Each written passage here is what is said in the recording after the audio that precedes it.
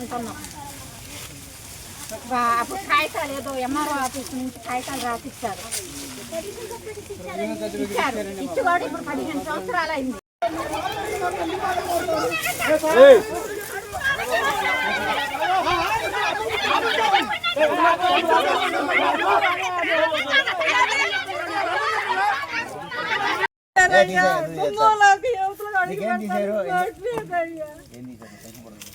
ఏం చేశారు? రాత్రి నుంచి అన్నం తినుకోకుండా 2 నెలల మంచి ఏడుస్తున్నాం అయ్యా మేము.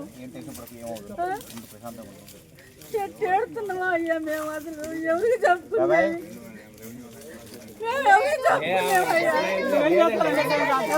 మొత్తం లేడీస్ టాయిలెట్స్, మొత్తం టాయిలెట్స్, అందరూ టాయిలెట్స్. ఇప్పుడు చెందులు పట్టుకొని ఎక్కడికి వెళ్ళే లేదు కదా. ఎంత అవమానం చెప్పండి. 25 సరిపోద్దండి సార్. ఈ లోపల ప్రజెంట్ అది కొంచెం ఆపమానండి ఒకసారి. దీనికి ఇంకైనా ఆల్టర్నేటివ్ ఉందా? ఆల్టర్నేటివ్ ఏంటి? ఎంఆర్ఓ గారు సైట్లోకి వస్తే ఆయన ఏం చెప్తారో చూసిన తర్వాత మనం ఏం డిసైడ్ అవ్వం. నేను చేశారు ఎంఆర్ఓ గారు చేశారు. సార్ ఎంఆర్ఓ గారు నమ్మంటారు. ఎంఆర్ఓ గారు ఏంటంటే సార్ ఎటువంటి ప్రాబ్లం లేకుండా అసలు ప్రాబ్లమే ఉండదు. ఇప్పుడు వీళ్ళు ఏమంటున్నారు, ఇంకేమైనా మార్గం ఉందని చూద్దాం. సరే ఆయన చేసి పెట్టన్నారు.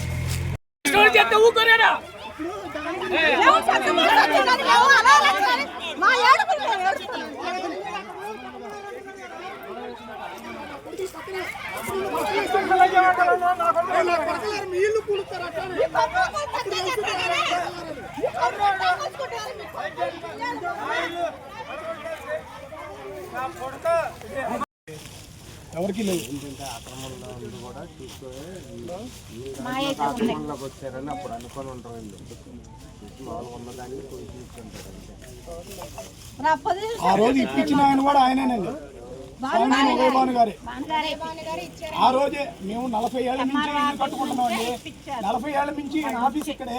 40 ఏళ్లలో ఒక్కరోజు కూడా వచ్చి మాది ఆక్రమైంది అనేది ఐడియా లేదండి. ఇంకోటి ఏంటంటే మేము ప్రతి ఒక్క ఇంటికి కూడా వెనకాల పక్క ఫినిషింగ్ ఉంది. 40 ఏళ్ల క్రితమే ఫినిషింగ్ ఉంది.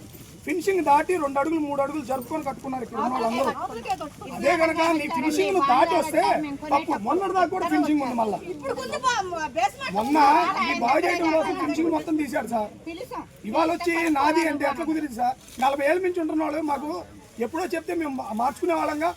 బాబు మాది ఉంది అంటే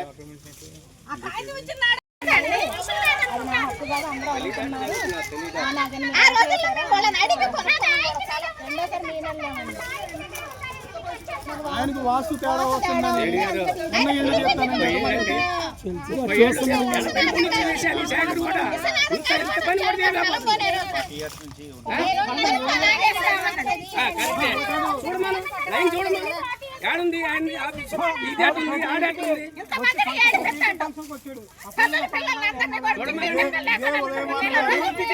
ఇప్పుడు 3 సార్లు ఎమ్మెల్యే చేసి ఎన్నిసార్లు వచ్చాడు వాటికి?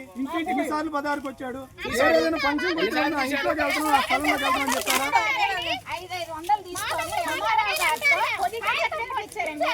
మీకు నివేశ పెట్టాలని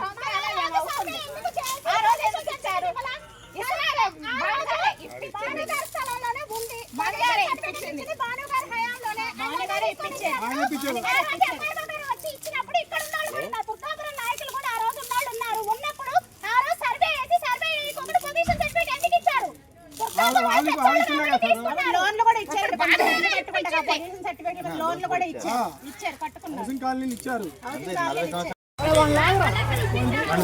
పట్టుకో పట్టుకో పట్టుకో.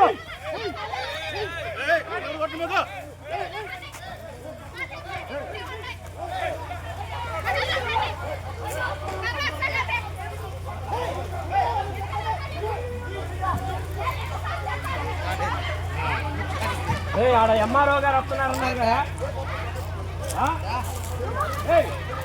ఎంఆర్ఓ గారు వస్తున్నారు.